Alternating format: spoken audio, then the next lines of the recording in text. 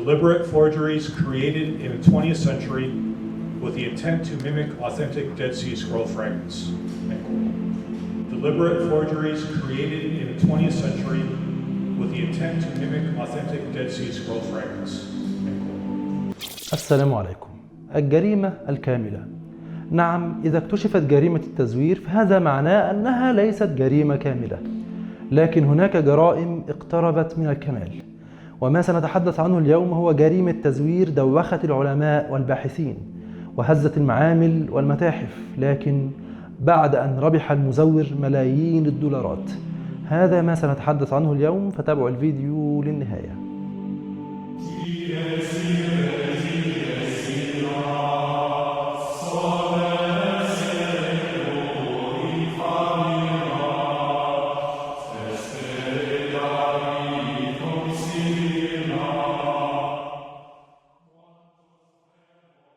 قبل ما اتكلم عن محتوى الفيديو النهارده، احنا خلاص على وشك الوصول لنص مليون مشترك، 500,000 مشترك.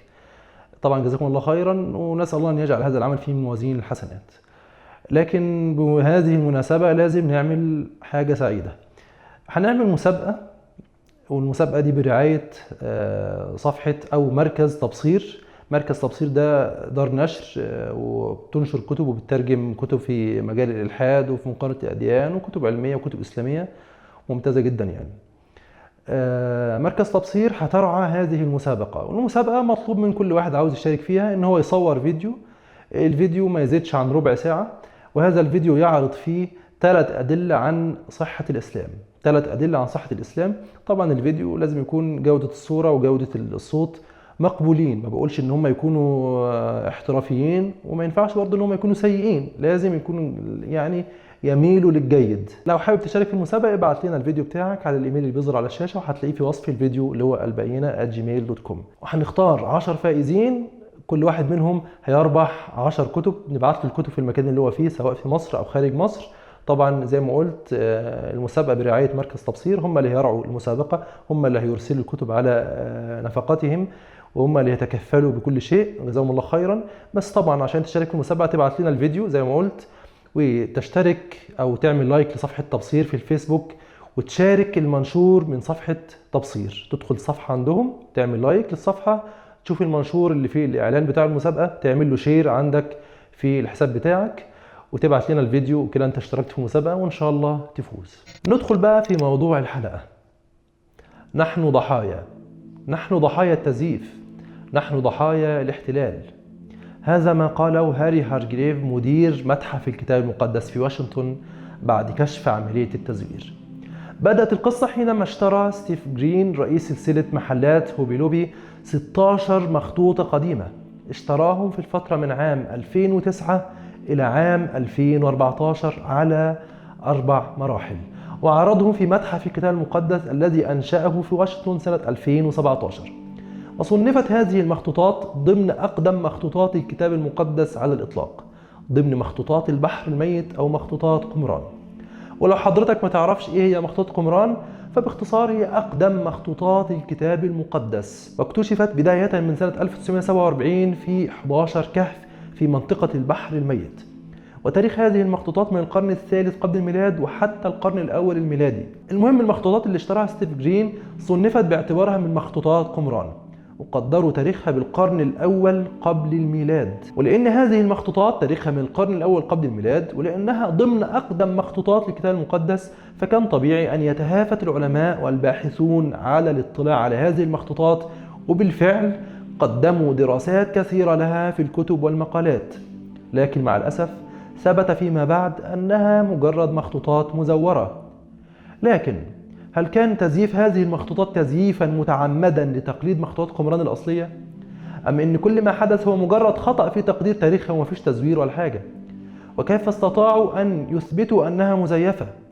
وهل الشخص أو المجموعة اللي عملت هذه المخطوطات كانوا يقصدوا أنهم يخدعوا العالم ويضللوه ويوهمون أن هذه المخطوطات هي جزء من مخطوطات قمران؟ سنة 2016 كتب العالم اليهودي إيمانويل توف بالاشتراك مع كيب ديفيز وروبرت ديوك كتابا عن هذه المخطوطات، وجعلوها ضمن مخطوطات قمران.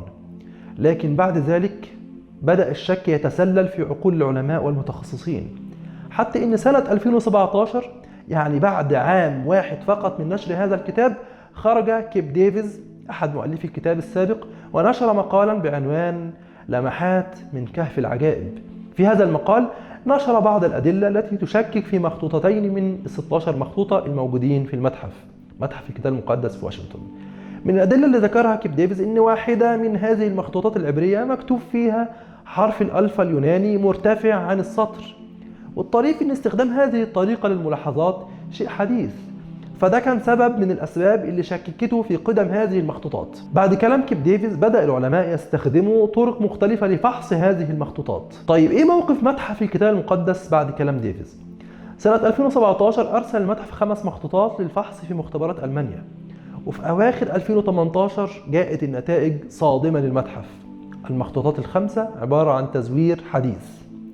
يا خراب بيتك يا ستيف جرين، دفعت ملايين الدولارات في مخطوطات مزورة مزيفة. فستيف جرين قال ما بديهاش. ففي شهر فبراير سنة 2019 تعاقد المتحف مع شركة متخصصة في دراسة التحف والتزوير اسمها ارت فرود انسايتس، ورئيستها واحدة اسمها كاليت لول، وطلبوا منهم يفحصوا ال 16 مخطوطة فحص كيميائي وفيزيائي والأشعة، ويستخدموا كافة المعدات الحديثة. طبعا هيكلفوا ملايين.